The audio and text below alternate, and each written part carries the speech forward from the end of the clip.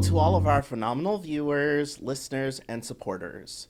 I'm your host, Donald, and I am so excited to be here. Welcome to another episode of Connected, where we discuss all things mental health, recovery, employment, and stories. In today's episode, we are talking with our very own Hayley, who comes from the hills of Idaho to the cities of the Bay Area. Hayley was on the path of becoming a therapist, but life had other plans.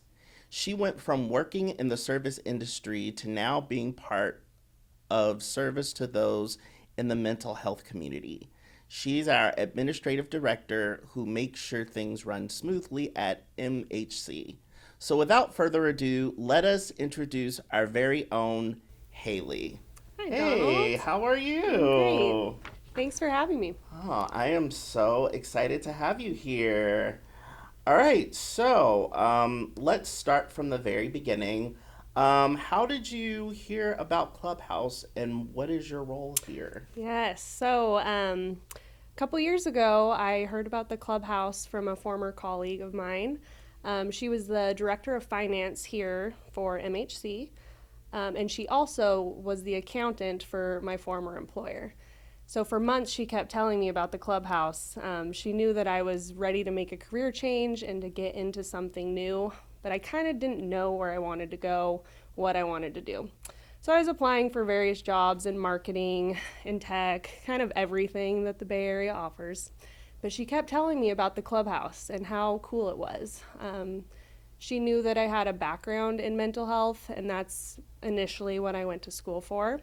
So after months of persistently telling me about the clubhouse and an open position they had, I decided to give it a shot. Wow. So when you heard about this opportunity, how did that process go for you? So it was really cool. You know, a first job interview can be pretty nerve-wracking. So I was really nervous when I showed up here, but it was not like any job interview I've ever had. The clubhouse was having a baby shower for the previous program director, Claire. And so when I walked in, you know, I'm expecting a sit-down interview, but instead I get invited to a baby shower where I'm fed food, I got to play games, I got to meet, you know, all of the members, and just immediately was welcomed into the community prior to even being asked one question about myself. So that was like a good first indicator that I thought that this would be a good community to join. I went through the interview process and eventually accepted a position. Wow, that Mm-hmm. is incredible. So, since then, you have moved back to Idaho from the Bay Area. So what do you particularly miss about being in the Bay Area?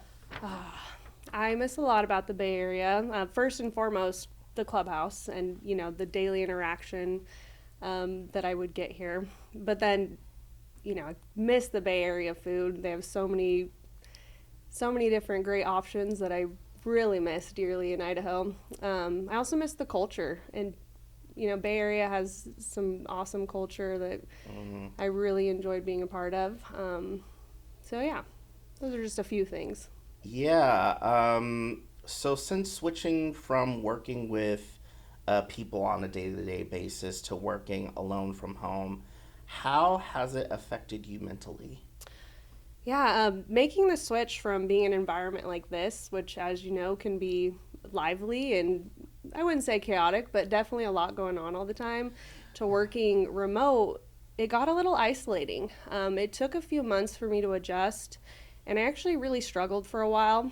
And kind of my first indicator of that was the first time I came back and visited the clubhouse.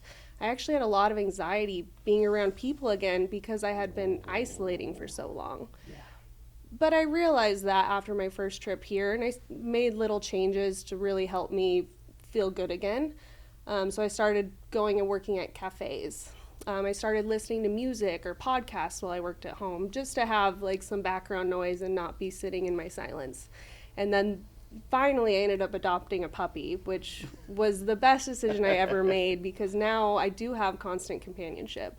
And I think that's really important and a lesson for all of us. Like, isolation can be tough, Companionship and community, it really goes a long way. Wow.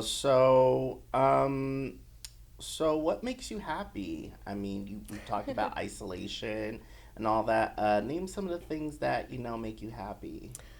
I think to put it in a general term, community makes me happy. My family, my friends, my fur babies, um, Yeah.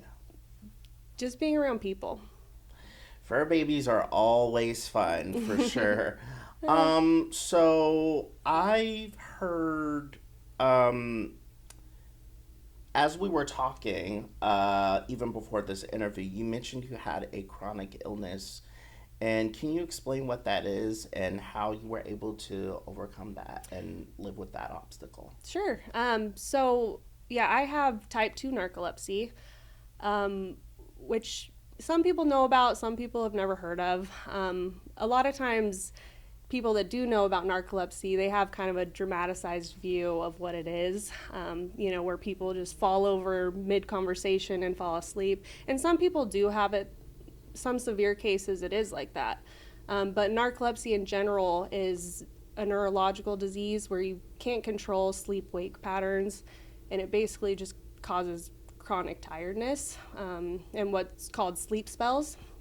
So I struggled with that for really as long as I can remember. Like, there's stories going back to when I was a child, like falling asleep under the school bus seat and, waking up hours later and not knowing where I was. So it really did affect me for my whole life. But it took a lot to get diagnosed, and that was a big obstacle.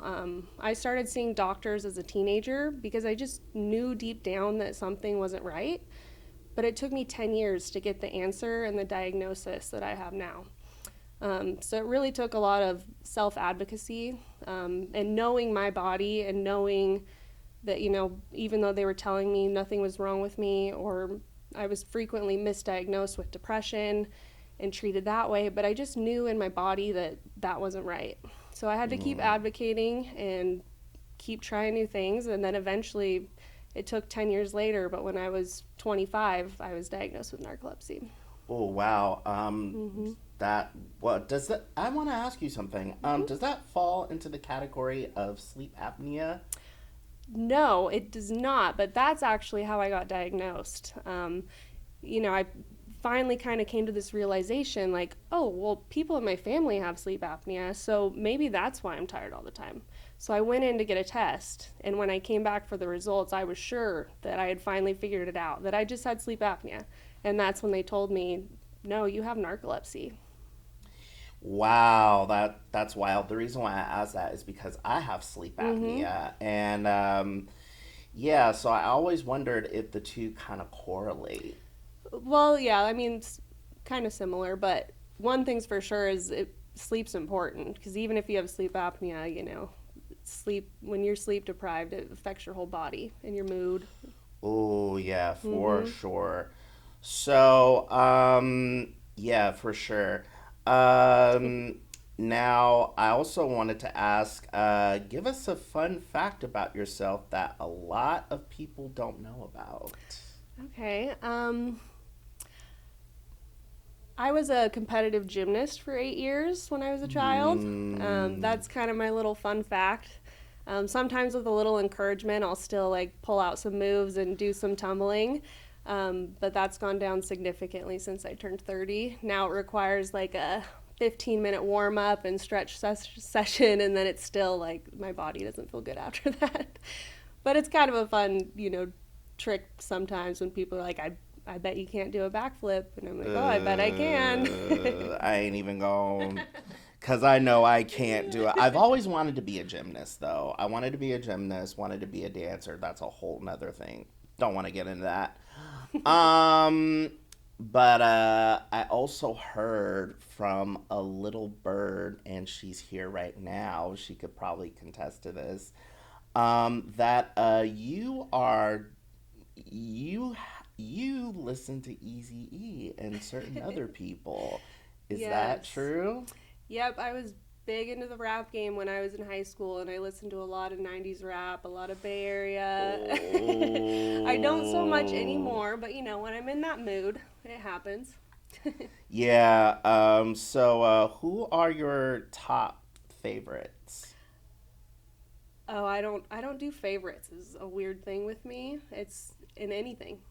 I don't have favorites. Oh I just yeah. like little pieces of everything. Yeah. For me, because I grew up out here, and so it was kind of heavy for me. For me, it would have to be E40. It would have to be Too Short. It would also have to be a group called In Too Deep because, yeah, they were from out here. They're big out here. Mm. And I'm just like, yes. So when you told me that, I was like, what? Yeah, I'm like, they're all on my playlist. so what do people say when they notice that you have those people on your playlist? I think your reaction says it all. You're a little shocked. For sure. I mean, let's be fair. I mean, I did not to make assumptions about people. There's things about all of us that we don't know that people will be surprised. People are very surprised that I'm very much into classical music and very much into Broadway musicals. Hmm. So it's definitely a thing. So what would you want to leave people as this episode ends? Like any kind of encouraging word or anything of that nature? What would you want to say? Well, kind of going back to the previous question, advocate for yourself. Take care Mm, of your mind, body, spirit. Everybody has a different story and different struggles in life, so it's really important to stand up for yourself and advocate for what you need and to focus on your health.